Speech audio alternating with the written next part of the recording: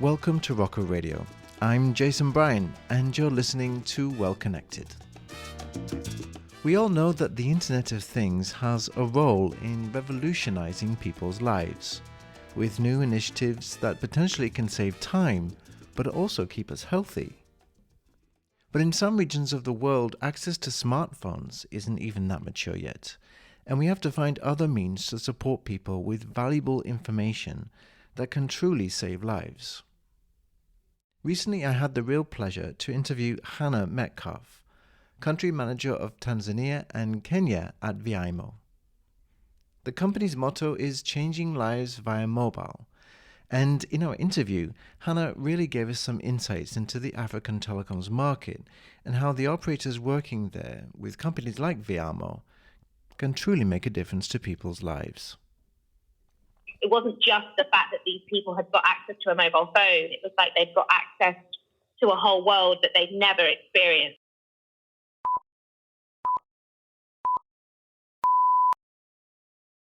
It's a pleasure to be here with Hannah Metcalfe, who is the Country Manager of Tanzania and Kenya at Viamo. I said that correct, didn't I, Hannah? Yes, Viamo, yeah.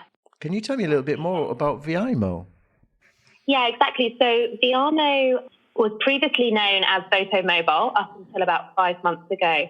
And then over the period of the last year, we've been collaborating with a number of different leaders in the technology field. And the decision was made to rebrand and kind of expand what we were already doing in a number of markets. Viamo takes the most basic of mobile phones and utilizes them for the purposes of either data collection or for the provision of public service information.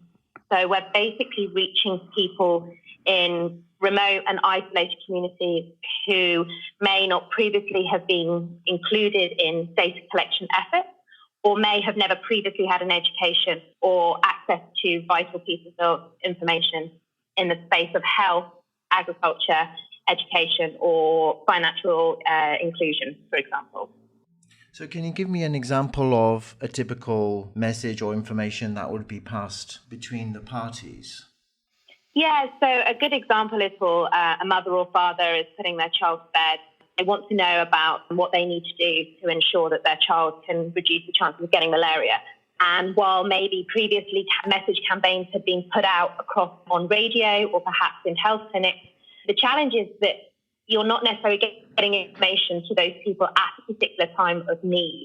So you might be able to predict that a higher than normal amount of people might be calling into the radio around dinner time, but you're not necessarily sure that's the time that they're putting their child to bed, for example.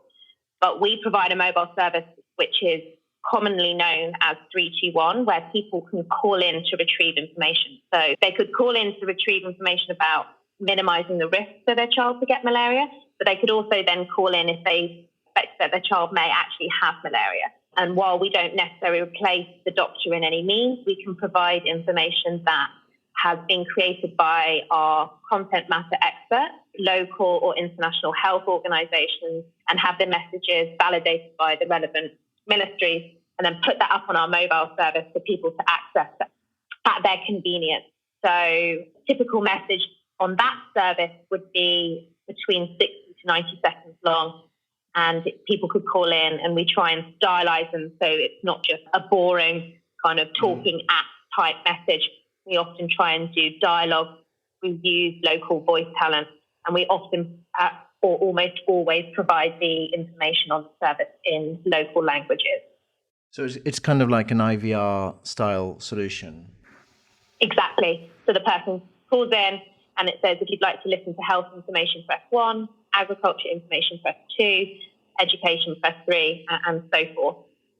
I guess a lot of people around the world consider that, or African countries, most of them, are quite advanced in telecoms. You know, there's, of course, many operators in the region. Why is this kind of service needed, and why wouldn't they be able to get it from their mobile or data services? Yeah, it's a good question. And I think a lot of the media now is focusing on smartphone penetration. And while that is definitely increasing, I'd argue that it's perhaps not increasing at the rate that people are predicting. And with this type of information, we're really trying to target the most underserved communities. And often in those underserved communities, the chances are that they've, if at all, got access to a phone, it's most likely going to be your basic Nokia or whatever the equivalent is now, handset. And also the other area of consideration is that even if smartphone devices are reducing in price and accessibility is increasing, there's also the consideration about charging those types of handsets, and the battery life on a smartphone compared to the battery life on a basic handset varies significantly. And if we're considering the cost of electricity and the means in which to charge a phone, then we believe that it's still important to be able to access information on the most basic of handsets. Hannah, this is really fascinating. I was thinking to myself, how does anybody get into this kind of area? What's your story? How did you first get into the telecom space? Can you take us back a little bit? Yeah, absolutely. So I would love to be able to say that I set on this journey and telecoms was my goal, but it didn't really work out like that. I graduated from Exeter University and I had previously been going back and forth and doing work in the Middle East. So primarily in the Palestinian territories, in Jordan and a little bit of Syria as well. And decided, it was during the time of the Arab Spring, and decided actually at the age of 21, I wasn't an expert in anything and certainly wasn't an expert to support the current climate that was going on in the Middle East. And I'd been doing a bit of work with Intel with a laptop per child initiative that was going on, particularly in the West Bank and Gaza. So I was familiar or slowly dipping my toe in the areas of how technology was supporting these types of communities. But when I came back to the UK, I very much said to myself that I just need to be able to get transferable skills. I just needed a steady job, stop paying off my student loan and kind of get myself on a career path. And so maybe 3 months being back, a recruitment agency that I signed up for approached me about a job at the GSMA, the Trade Association for Mobile Network Operators. And I'd never heard of the GSMA, and I certainly had no idea about technology or whether working for a mobile network operator would ever interest me. But I said, let me go to the job and see what it entails. I was working on, at the beginning, a program called Connected Living, which was focusing on how mobile technology can be used to leverage other industries. So at the time, it was health, education, smart cities, and automotive. Yeah. And it dabbled a little bit in the developing countries, but it was mainly focusing on Europe and America. But obviously, the GSMA is fantastic in the sense that it's so varied in the work that it does. And yes, it's working in mobile telecoms, but at the same time, it's working across so many different things. And once I got access and started working at the GSMA, I also became familiar with what's known as the mobile for development space. Obviously, that whole program at the GSMA fascinated me. And within a year of being at the company, I was able to apply internally for a job working on the mobile development intelligence team, which later got called M4D Impact. That team was fascinating in particular because it was basically taking mobile and what mobile offers and saying, how can we better use mobile for socio-economic needs, but at the same time support mobile network operators to expand the impact that they can have on their customers. So that whole department worked in agriculture, health, gender, disaster response, utilities.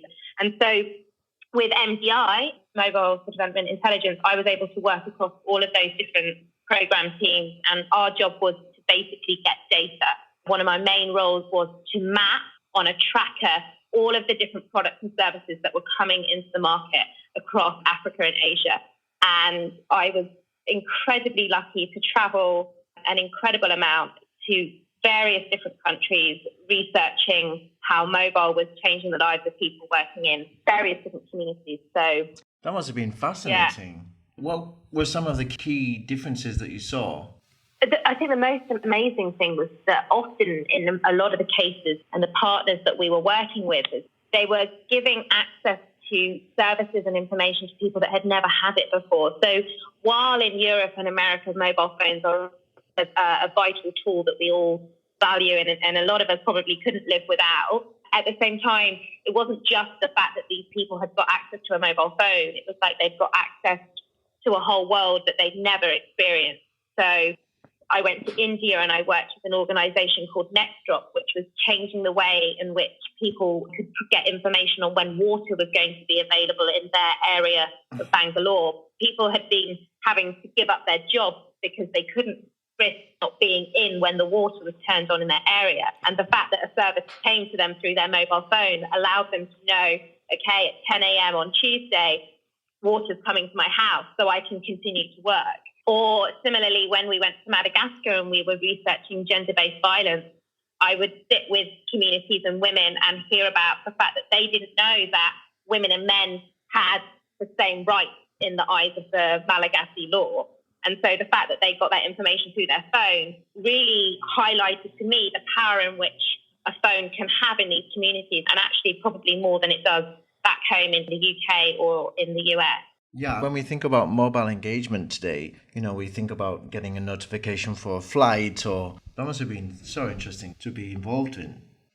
Absolutely. And, for us, it's getting a message saying that your parcel is going to be delivered. In other communities, it's getting a message to tell you that a cyclone is on its way, or, that you're getting information about malaria or climate adaptive processes for your farming. And it's also offering huge opportunities for mobile network operators. This work that the GSMA does and the research that we were able to provide allows them to know their customers in a better way, to help them design services that could better target their end users. And it was a really unique opportunity to be able to go and do monitoring and evaluation on this, and not only provide that back to third-party partners, but also to the operators themselves. Yeah, I see nowadays, in recent years, we see Nigeria.com, Africa.com, events like this. And it seems there is much more inclusion of African MNOs and companies than maybe there was before, because many decisions, at least from my perspective, I always worked in GSMA standards. We were making decisions for the whole world on how mobile services would work. And there wasn't that much involvement from the African community, because simply it was difficult to get engagement, because you had to travel and there was also some restrictions on travel. And it's really reassuring to see that actually African operators are involved and are getting standards developed with their specific needs in mind. Absolutely. And I think from my experience with mobile MNOs in Africa and Asia, they are in a lot of ways very committed to their customers and ensuring that their customers are brought the best, and they were open. And I think the best thing about the GSMA is it's not a competitor. It works for the MNO, but it also can support third-party providers. So at working for the GSMA, you've got access to so much than you might otherwise get if you were working for a third-party provider or if you were working for a competitor. Everyone's willing to talk to you because you have this kind of capability to take findings and lessons learned and share them back into the community. So hopefully improve the industry for a whole. What was it that inspired you to do this work in Africa? What was it that made you want to go to Africa and take on these challenges? I think I've always been I studied politics and international relations at university, and I've always been fascinated by Africa and the Middle East and just the culture and the communities that you get exposed to. And I guess the vast difference compared to back home was always something that really interested me. And I think when I left university, I was very set on working in charity or working for an international NGO and going kind of down the AIDS route. However, my experience in the Middle East and definitely my experience since has made me realise the problems of that industry. I think there's some amazing work that's done, but it didn't really fit with the work that I wanted to do. I got incredibly frustrated with the inefficiencies of some organisations and potentially the use of funds in that not-for-profit space. And then so when I worked for the GSMA, which is a trade association, so it's not really a for-profit, but it definitely obviously works for MNOs which are for-profit. I got exposed to a different way of working in these countries, and I learned that actually social enterprises or sustainable businesses that still have a focus on doing something good but are sustainably run for profit actually can have the biggest impact. And I love tech now, and I'm really fascinated by it. And I had to install a server back in April, and I kept saying to myself, when is someone going to realise they only have a politics degree? And there I am, surrounded by tables, installing a server for one of our mobile products. It's an amazing space. Pretty hard to explain day to day to people that aren't in the industry, but I definitely see now that I'm better aligned in a tech for-profit space, but still very closely interested in Africa and Asia, and very feel very lucky to still be able to work in these markets. In the 4 or 5 years that you've been involved in projects in Africa, what changes have you seen in the telecom space? Is the smartphone going to replace, or has it already replaced, the PC as a main form of access to the internet? I would definitely argue that if people are going to get access to the internet, their first time is most likely going to be on a mobile phone. I think there's a danger of assuming that the rate of which that's happening is faster than what is happening on the ground. For example, Dar es Salaam, capital of Tanzania, has 4G, and since coming back to London for Christmas, I think the 4G there is better than what I've experienced in London. So in terms of quality in the capital cities, that's definitely there, and people definitely do have access to, if not smartphones, feature phones. But for the work that we do and for the data that we want to collect in the communities through a focus to our partners, we are still seeing that not everyone will have a mobile phone. And if a household does have a mobile phone, the chances are it still is a basic. Where we focus on interactive voice response and SMS, but primarily IVR, and at the same time we're developing services and a smartphone solution so that we can replace that with the app or the smartphone alternative when we deem the market mature enough to do that. But our clients and the users that we target, we're still very much seeing that basic handset are what is available at the moment. And I think the other thing to consider is the digital literacy of I don't want to insult or patronise anyone. From my experience, to say that people are still struggling to use smartphones, even if they do have access to them and understanding what's available to them. So I don't think Africa won't get there, but I just don't think maybe it's happening at the rate that perhaps we're deceived to believe it is. Yeah, it's true. It's very true. I mean, there's very few people who fully understand what their device is able to do, and especially in the roaming scenario, they really don't understand what's happening if they roam. So coming up to the present day, to Viamo, is it something recent? Is it a company that just started, or has it been moving along gently in the background for a few years? Viamo, which was up until 5 months ago known as Photo Mobile, has been about now for about 5 years.